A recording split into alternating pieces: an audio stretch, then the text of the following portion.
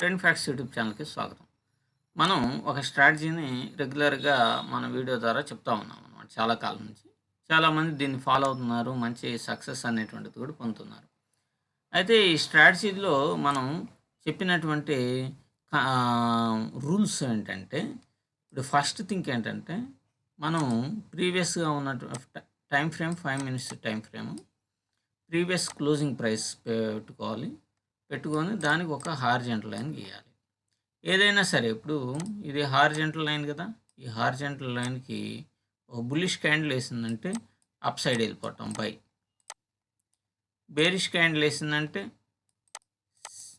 ఇక్కడ సెల్ అనేటువంటి చేస్తాం అనమాట. సో ఈ బుల్లిష్ క్యాండిల్లో కూడా మనం ఎప్పుడైనా సరే పైన విక్ చిన్నది ఉండాలి, కిందది కొంచెం పెద్దది ఉండాలి, దీంతో కంపారిజన్ అప్పుడే ఇక్కడ ఎంట్రీ అనేటువంటి తీసుకుంటాం. అలాగే సెల్లింగ్ సైడ్ కూడా రెడ్ క్యాండిల్ ఉండాలి, బాడీ ముప్పాతికి భాగం కింద ఉండాలి, పైన పెద్దది ఉండాలి, చిన్నదన్నా ఉండాలి, అసలు లేకపోతే ఇంకా మంచిది ఇక్కడ. సో అదే solid red or bull candles అనుకోండి, అప్పుడు మనకి ఇంకా కళ్ళు మూసుకొని ఎంట్రీ తీసుకోవచ్చు. సో మన టార్గెట్ ఏంటి, 1:2 రేషియోలో మనం టార్గెట్ని తీసుకుంటాం అనమాట. ఇక్కడ మీరు చూడండి, ఫస్ట్ నిన్న ఎస్టర్డే క్లోజింగ్ ప్రైస్ ఏంటి, ఇది, దీన్ని ఒక హారిజంటల్ లైన్ గీసాం. దీన్ని క్రాస్ అయ్యి బుల్ పడితేనేమన్నా మనం బై చేస్తాం, సెల్ అయితేనేమన్నా రెడ్ క్యాండిల్ పడితేనేమన్నా సెల్ చేస్తాం. ఓకే, సో ఇక్కడ మీరు చూడండి, ఇది బుల్ క్యాండిల్గా మన కండిషన్ ప్రకారం, ఎందుకంటే పైన విక్ పెద్దది ఉంది, కింద ఏమో చిన్నది ఉంది, సో అది మనం కన్సిడర్ చేయలేం. ఇది పిన్ బార్, దీన్ని బుల్లిష్గా మనం కన్సిడర్ చేయొచ్చు. సో ఇది 1:2 రేషియో ఇచ్చేసింది కాబట్టి తర్వాత కిందకు వచ్చింది, మనకు అనవసరం. సో 1:2 రేషియో ఇచ్చింది కదా, ఓకే. సో ఒక ఎంట్రీలో మనం సక్సెస్ అనేటువంటిది అయ్యాం. ఇక్కడ చూడండి, ఆ తర్వాత పై నుంచి కిందకు వచ్చింది, మళ్ళా కిందకి వెళ్ళిపోయింది. ఇక్కడ ఇది బేరిష్ క్యాండిల్ వేసింది. ఈ బేరిష్ క్యాండిల్లో మనం ఏం చేస్తాము, ఇక్కడ మనం ఎంట్రీ తీసుకున్నాం, ఇక్కడ స్టాప్ లాస్ పెట్టాం, ఇది చేసి స్టాప్ లాస్ కొట్టేసి కిందకు వచ్చింది, వదిలేసేసాం. తర్వాత చూడండి, అంటే ఫస్ట్ది సక్సెస్ అయింది, సెకండ్ది ఫెయిల్ అయింది. సో థర్డ్ది ఎంట్రీ, ఇప్పుడు ఇది ఉన్నది, ఈ క్యాండిల్ కింద విక్ చిన్నది ఉంది, పైన పెద్దది ఉంది, సో దీంట్లో ఎంట్రీ అనేది మనం తీసుకోం. కానీ ఇక్కడ చూడండి, దాని తర్వాత ఇక్కడ ఉన్నటువంటి దాంట్లో కింద విక్ మంచి బుల్లిష్ క్యాండిల్ ఇది, సో దీనికి మనం ఇక్కడ ఎంట్రీ తీసుకుంటాం, ఇక్కడ స్టాప్ లాస్ పెడతాం, ఒక 4-5 పాయింట్ల బఫర్తో వెళ్ళిపోయింది.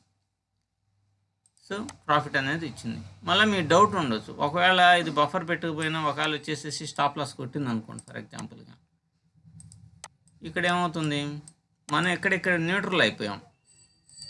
ఎందుకని ఫస్ట్ దాంట్లో 1:2 రేషియోలో ప్రాఫిట్ అనేది వచ్చింది, సెకండ్ది ఫెయిల్ అయింది, థర్డ్ ఫెయిల్ అయింది, కాబట్టి ఇక్కడ మనకి నో ప్రాఫిట్ నో గెయిన్గా ఉంది. ఇక్కడ మంచి బులిష్ క్యాండిల్ పడింది కదా ఇది, సో ఇక్కడ ఎంట్రీ తీసుకున్నాం, లాస్ట్లో 1:2 రేషియోలో వచ్చింది, ఫైనల్గా మనం సక్సెస్ అనేది అయ్యాం.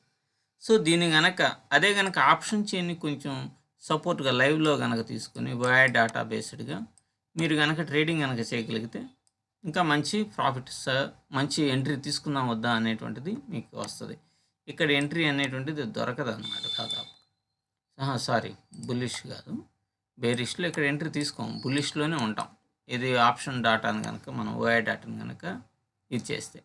సో ఇట్లా ట్రేడింగ్ అనేటువంటిది సింపుల్గా ఉండాలి, అంతేగాని కాంప్లికేటెడ్గా 100 రకాలైనటువంటి ఇండికేటర్స్ని మీరు ఇండికేటర్స్ని వాడుతున్నారు అని అంటే మంచిదే, 1 or 2నే వాడాలి, కానీ 3, 4 బొలింజర్ బ్యాండ్స్ అని, ఆర్ఎస్ఐలు అని, ఇంకోటి అన్ని రకరకాలైనటువంటివి ఉంటాయి.